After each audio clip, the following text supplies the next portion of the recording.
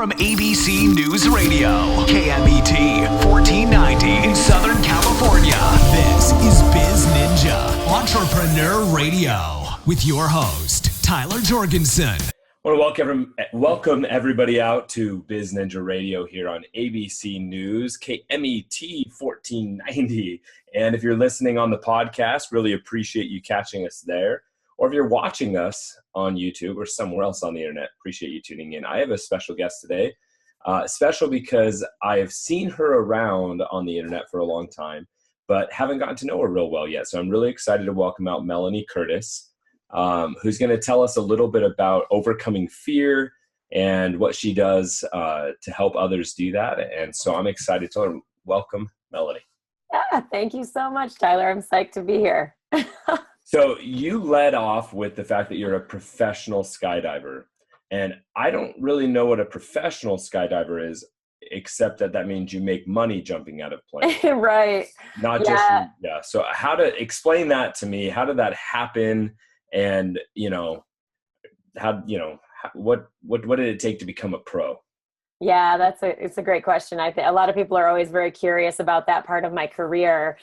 Skydiving and aviation is absolutely in my family. My dad's a pilot and he had a small drop zone at his house when I was growing up. So I was exposed to skydiving, just that it existed at a young age. I did my first jump when I was 18 and just fell wildly in love with skydiving. And so it sort of informed the whole, basically the beginning of my adult life. And I definitely credit with my career in skydiving, which basically just derives from that love. So long story short, I don't do professional skydiving like most people do. A lot of people do tandems where they'll strap someone to the front of them. I don't do that. I feel like I'm too small. I don't want to have anyone strapped to me. I went the road of, having a good job, making a lot of money, and then spending it all to get good at skydiving, not really realizing that I was on this sort of trajectory to coaching experienced skydivers, basically how to fly, how to have more fun, how to be safe jumping out of certain aircraft, how to navigate social situations, team building, team dynamics. So all of that, it's more coaching experienced skydivers is how I'm a professional in the sport of skydiving. Interesting. So you're a professional in the sport of skydiving, but skydiving isn't necessarily the specific thing that you're doing. I don't know if that makes sense, but. Well, yeah, I'm definitely jumping out of planes with people. So sharing skydives with them. Yeah, that's a lot of it. I also do a virtual coaching group, which is sort of a different part of my skydiving coaching, but and my entrepreneurial self just expanded to that recently, which is pretty cool, but that's a separate thing, I guess. Interesting. The thing that was sound the weirdest to me, not trying to be weird, but that your dad had a drop zone at his house. Yes. What part of the world did you live in that he would parachute into? Well, my dad is actually a pilot. He's not a skydiver. Oh, okay. One of his best friends is a skydiver, and they said, let's start a drop zone. My dad, his house is at the end of a dead-end road in upstate New York, and he just always was a pilot his whole life. My first airplane ride was when I was 3 months old. So I really grew up around aviation and loving flight, and just that's definitely in my DNA and in my just entire experience of life. And I do love it. I'm fascinated to this day by airplanes and flight and just all of that, even though I don't necessarily want to be a pilot myself. And I have a lot of experience in one realm of flying. It's just all types of flight fascinate me. So yeah, upstate New York, grass strip behind the house. That's pretty much it. Yeah. I've always been fascinated by flight as well. We live right by an airport that has a couple of old airplane museums. And it's fun. I'll take the kids and we'll walk around and look at them. And I always feel like it's a phenomenal metaphor for entrepreneurship. Absolutely. For the hope of that your ideas will take flight. And it's not even a hard stretch to come up with, tons of puns and stuff. But so you said you went the route of having a good job. Have you always been an entrepreneur? I feel like I've always had entrepreneurial spirit, but didn't really know that entrepreneurship was a thing, even though, my family had entrepreneurial spirit inside of it as well. I just didn't really realize it until I became one, and then was like, oh, this is a thing. Like, honestly, it sounds so ridiculous to be like, but I worked again in an investment bank for 5 years. I did that. And then I worked at a drop zone for about 6 years, working and running their events and marketing and stuff like that, while starting to coach just as myself as a skydiving coach. But then I sort of recognized that if that was all that I did, I sort of had this foreshadowing moment in my career where I was on the drop zone out in Southern California, which is where I worked and lived at the time. And even though I was happy, I just knew that if that was all I did, that I wasn't going to be happy forever. Like I just kind of knew that I intellectually, spiritually, emotionally, career-wise, just like growth-wise, I would likely need more. I wasn't sure what that was, but fast forward, I did some soul searching, some inquiry, and I did some, brainstorming of what do I like? What am I good at? And that's when life coaching entered the scene, which I laugh because that term still to this day, like I remember thinking about the term life coaching and being like, whoa, like, life coaching, what? Right. Like the term was such a turn off to me.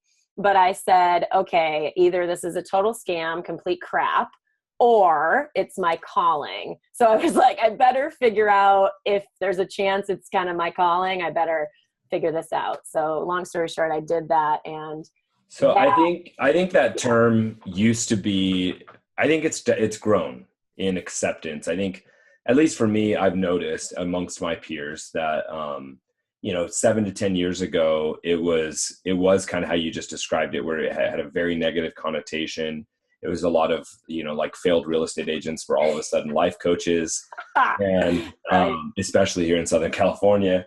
But I think it's interesting, the more time that I spend around high income earners and really successful entrepreneurs, all of them have multiple coaches. Right. Not just a coach. They'll have, I have my, like a life coach and a business coach. And then I have like, another advisor, and the people that I found to be the most successful are the most open to coaching, and they're not worried that person is only farther ahead than them, or, the pride gets buried and not worried about as much. And so, how, like you had this epiphany that you wanted to do that. What was your next step into turning that into a business? Yeah, well, I mean, it took a bit of a leap of faith, not to bring the skydiving metaphor in, but it is so true that the skydiving metaphor is so relatable in terms of courage and preparation. And, because you don't want to be reckless. You don't want to just throw on a skydiving rig and jump out of an airplane with no training or no prep. It's similar, I think, in any pursuit that we take on, whether it's entrepreneurship or, a new skill set that you plan to support yourself with going forward. I think a lot of people do that. And that's why they're, maybe the term life coaching gets a bad rap. That you can just call yourself one.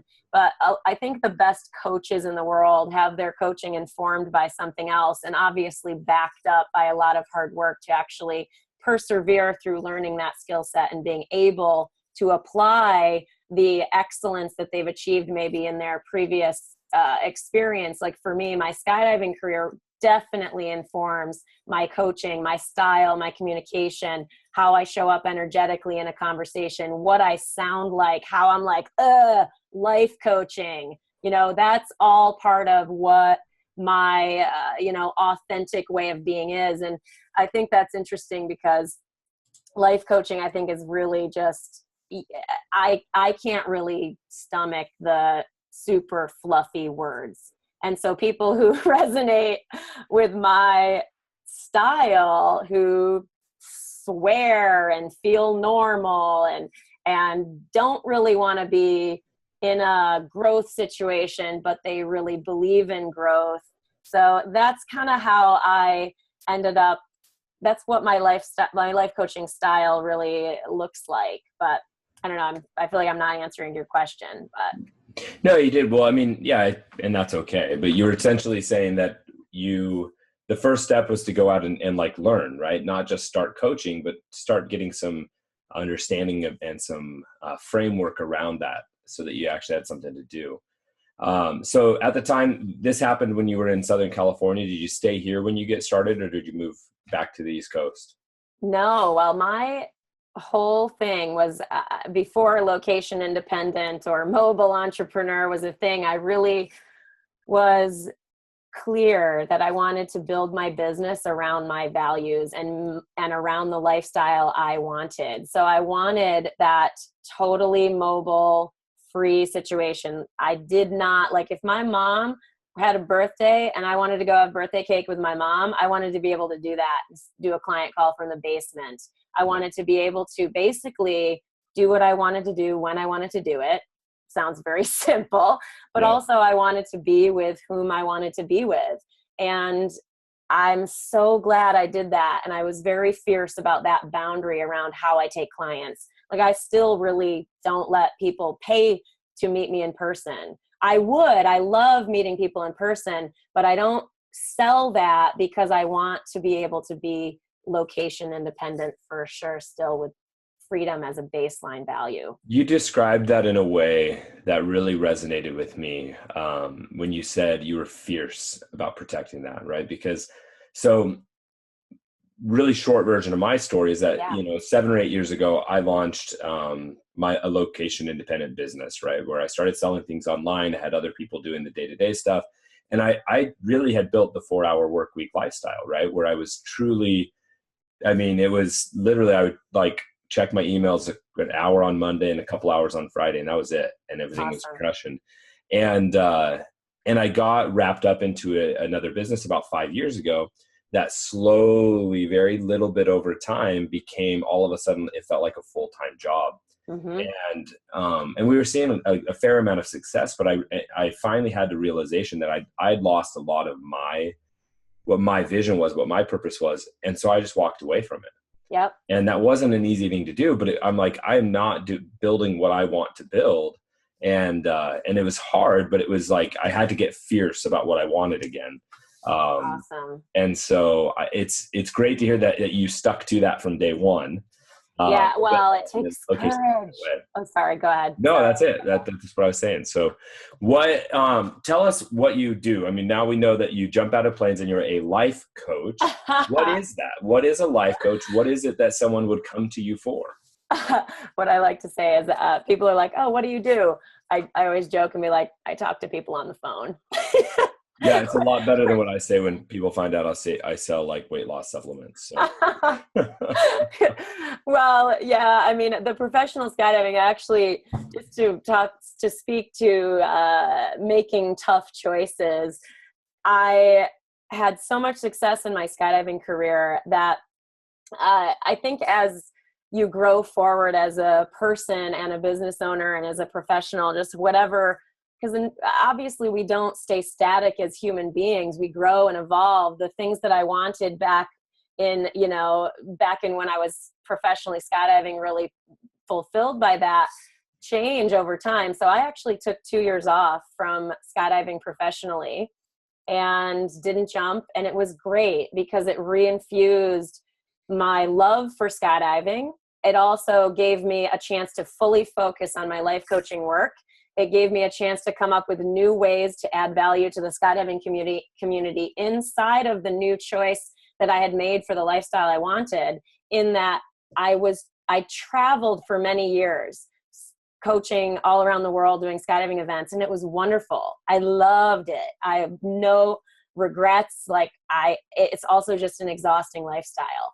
And so for me, I had reached a point where I wanted to move forward. So anyway, I focused on the life coaching stuff, and that business is so purposeful for me, so creative.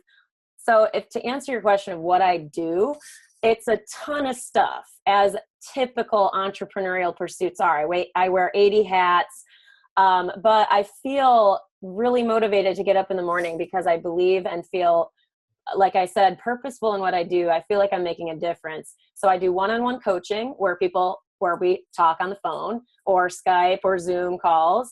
I do group coaching, which is a more affordable version of coaching with me.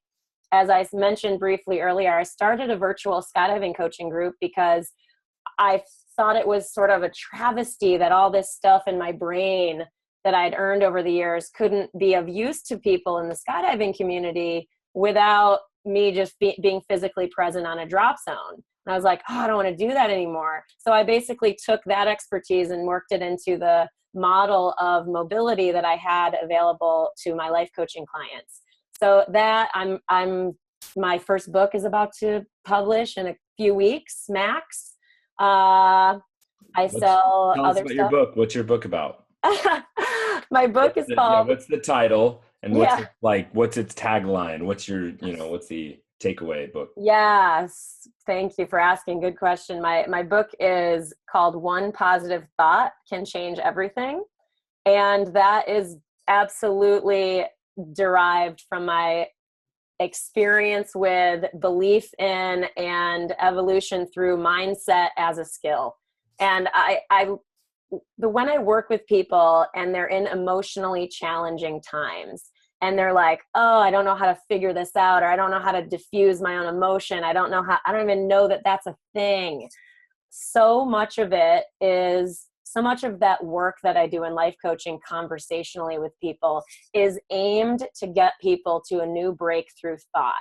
And so, as simple as I could, I put together a collection of thoughts that have served me, that are derived from my multiple values of mine that underpin my life and my success. So if people want to follow me or they resonate with my life and choices and professional pursuits, then that's what they'll get if they read my book. So it's kind of like chicken soup for the skydiver's soul. No, I'm just not. no.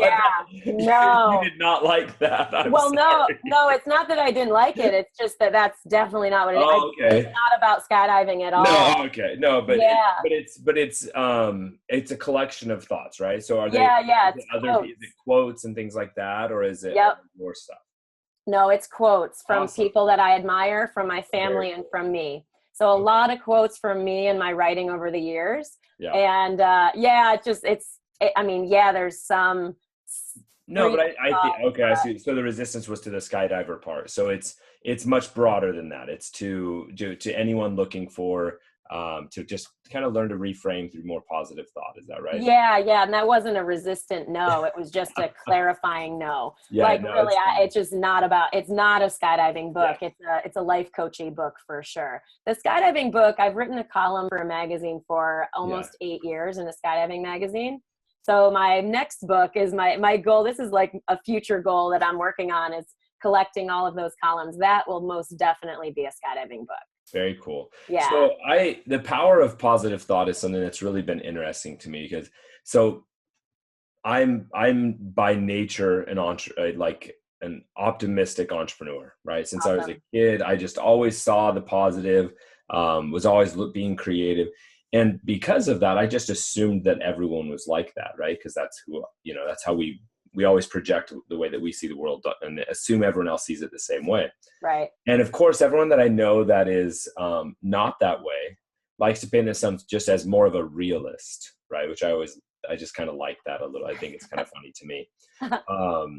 And so how important is it for someone who's in like a tough place to just truly change their mindset and think more positively? Like, from someone who hasn't experienced life coaching or mindset thought, right? Sure. How can truly just one thought change the trajectory of their life? I'd say absolutely yes.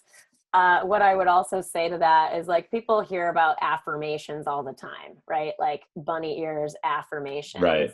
And that is another thing that people can hear that and just have this already this idea of like how annoying and Stuart Smalley, if I'm good enough, I'm strong enough, gosh darn, people like me. Yeah. The thing about affirmations is the only way they work is if you believe them. So there's a process to coming up with the thought that's going to shift your energy and shift your emotion. Like if I, am scared of jumping out of an airplane and I just tell myself, oh, I'm afraid I'm going to die. Right?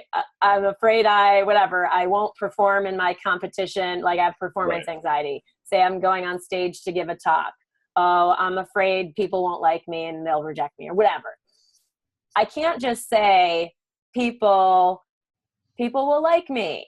If I don't really believe that, then it's not going to make me feel any more at ease walking out on that stage. So the idea is to come up with something that actually works, that has emotional kick. So for me, it would be something like, I believe, courage is a respectable value no matter how it goes. So like the idea of stepping out on a stage, I could fall flat on my face and I know I could still feel good about myself at the end of the day because that's courage. And that to me is respectful. So that is an affirmation thought that would maybe work for me. Does that make sense? It does. I'm curious, so how is courage different from like self-confidence, where you're confident in yourself beyond your mistakes, right? Because that's what I see, that if, going out for a public speaking, you're all like, even if you weren't nervous, all of a sudden you trip, now you could have a major state change and now you're upset or worried, right? So how do those two things, how are they different? I think they're pretty intimately linked. I think they're very similar. What I would say if I had to give you an answer and say what the nuanced difference between courage and self-confidence is, I would guess that self-confidence is a bit more informed by your experience. So self-confidence, you can maybe look back and go, I did this and had success, and therefore I can apply it to this thing I'm doing now. Like I have tons of self-confidence in the realm of skydiving because I have 21 years doing that. So you know what I mean? Whereas courage is, I feel like, more stepping into the realm of the unknown, where our self-confidence can support us into that courageous next evolutionary step into that growth expansion. So I think that makes a lot of sense. The difference, I would say. So I do really like that concept that our self-confidence is formed off of experience and things we've done, but courage is in the face of even the unknown. And I think that's, if I think back to like, the Cowardly Lion, right? From Wizard of Oz, right? Like in the end, he was courageous, even though, there was no reason for him to be, right? He'd only been a coward before. Yep. And it was the courage that allowed him to start building that confidence. I think it's kind of like the first domino that has to fall. Oh, 100%. So help me understand a little bit more. I mean, you say you do one-on-one coaching. Yep. What does that mean? Like who needs a life coach? Yeah. How do they know they should come talk to you? Yeah. How does it work a little bit more? Well, people ask me that a lot, like who I work with. And so it's evolved over time, obviously. And I'm like, is it skydivers? Is it entrepreneurs? Is it, whatever. And it's really, it includes skydivers and entrepreneurs, certainly, because I have experience in that realm. But what it's shown itself to be is I work best with type A people who really believe in growth, who believe in teamwork, who can't and don't like the fluffy life coach language, like I was saying earlier, but want a teammate in terms of their goals and their emotional growth. Because that's the thing, is a lot of times we don't task out. It's difficult to put accountability on growth and on emotional mastery and emotional skill set and mindset as a skill. Like, what is that? So that's stuff that we talk about and we make actionable amidst other goals and other ways that people want to expand and achieve. So it just depends, but like typically type A people who are kind of in that spot, usually they come to me starting with a challenge. We get through that challenge and then grow from there. Interesting. That's fascinating. I've never, in all my years of like understanding like target customers and things like that, I don't think I've ever had somebody use type A personality as part of like who the target customer is. And I can see that. I mean, I guess especially if it was like in other aspects, but like an organizing business or something. But I can see that. I can see how, they're driven, right? And Yeah. so and someone who's driven, that comes to you is probably going to be more coachable, or at least open to the coaching. Do you ever find that people, even though they come and hire you, are just really resistant to being coached? Not usually, to be honest. Cool. Not usually. I mean, because it's definitely a chosen thing. Like, it's not, I don't take insurance or anything like that. I'm like, when they're hiring me, they've theoretically made a decision to do so. And also I'm definitely, in terms of entrepreneur pricing and stuff, I don't discount or anything like that, because I believe and have seen historically over the years I've been doing this work that the literal buy-in really makes a difference for people's engagement. There has to be some buy-in that really gets people to show up and do the work. And the reason that's so important to me is not because I want to just, make all the cash. Yeah, pay, F you, pay me, but it's like, because I stand for them getting the absolute most out of this work. And so that buy-in matters. And honestly, it's funny, like the type A thing, it tends to be people who just they've achieved tons, but they have not focused on their emotional selves, and it's time. Yeah, I think, and that's kind of the thing that hit me when you mentioned that, is I think so many people that I know that are type A are externally focused on the things that outside of themselves that they can control. And that's why I was so surprised when you said that, and really thinking through all of the business people I've worked with that are type A. And I'm like, man, most of them are spent not on, like, none of their energy was internal. It was all external fixes. Correct. They don't need me to achieve goals outside of themselves. They need me to figure out what's going on in here so they can feel more peace, more connected in their relationships, more open in terms of love and affection and intimacy, all that stuff. It's a lot, but it's all connected. Like, if we really want a fulfilled life, which again, I hesitate to even say because it's like so theoretically cheesy. But when we connect to the thought of like, I'm not wholly fulfilled because I wake up every day and I have stress, or I have tension in my chest, or I, dread going to work, or whatever the situation is, literally externally in their lives, and how it's showing up for them emotionally. But that's like, that takes guts. Like, if we talk courage, I really think that doing emotional work and excavation of our fears and deep stuff that block us, that is gutsy. That is courage. Yeah, I totally agree. That's really cool. I love that you were able to have that foresight to see that you needed to pivot and follow your calling. It's clear that it was the right thing for you. Oh, thank you so much. What is one major thing on your bucket list that you want to accomplish in the next 12 months? Oh, major thing on my bucket list, 12 months. Ooh, that's a good question. I mean, you're fierce and you're fearless, right? And you're out there doing whatever you want because you built this lifestyle. So that's probably harder for you because some people are, don't get to do so many cool things. But I also know that you're someone that doesn't stop setting goals and setting objectives, right? So it's true. It's true. I love and I enjoy expansion and growth. It's awesome. Gosh, I don't know if 12 months, who knows about the timeline, but I would love, love, love to share a keynote like stage with Brené Brown and or Elizabeth Gilbert. They are two of my absolute like heroes. I really love and respect Brené Brown and her work. And I really love and respect Elizabeth Gilbert in terms of her deep and courageous, authentic expression for the benefit of others. Very cool. Yeah. I don't know them, so I'll need to check them out. But you do. So you currently do speak, right? And so that's definitely something that could happen. It's just a matter of making it happen, forcing the stars to align. Yes, absolutely. Well, that's cool. I hope that people go to melaniecurtis.com, check you out, and learn more about you. I still have more to learn, but I've enjoyed this conversation and getting to know you a little bit more. Anything you want to say kind of in closing? Well, just anything or any way I could help, any questions your audience has, however much I can be of service additionally after this interview, they can reach out to me anytime, mel@melaniecurtis.com. Awesome. Yeah. Thank you everybody for tuning in to BizNinja Radio with this awesome interview with Melanie Curtis. Now go out and do something. Thank you for listening to BizNinja Entrepreneur Radio with Tyler Jorgensen.